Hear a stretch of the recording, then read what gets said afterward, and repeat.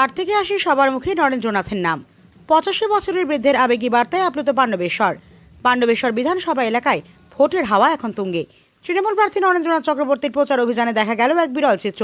৮ থেকে ৮০ সব বয়সের মানুষের ঢল নেমেছে তার মিছিলে। তবে সবথেকে বেশি নজর কেড়েছে ৮৫ বছর বয়সী এক বৃদ্ধের বক্তব্য। বয়সের ভারে শরীর নুয়ে পড়লেও নরেন্দ্রনাথ চক্রবর্তীর সমর্থনে তার কণ্ঠ ছিল আজ অত্যন্ত জোরালো। পাণ্ডবেশ্বর ব্লকের বিভিন্ন এলাকায় যখন তৃণমূল প্রার্থীর জনজোয়ার আছড়ে পড়ছে, ঠিক তখনই দেখা মিলল চন্দ্রমোহন চ্যাটার্জির। বয়স ৮৫-র কোঠায়, কিন্তু উৎসাহে তিনি যেন টকবগে তরুণ। প্রার্থীর কাজের খতিয়ান তুলে ধরে তিনি জানালেন, তার অভিজ্ঞতার কথা বৃদ্ধের বক্তব্য খুব ভালো লাগলো। এমন ভালো লাগা আর লাগবে বলে মনে হয় না। এমএলএ ভোটে জয় জয়কার হবেই, আমি চাই জয় জয়কার হোক।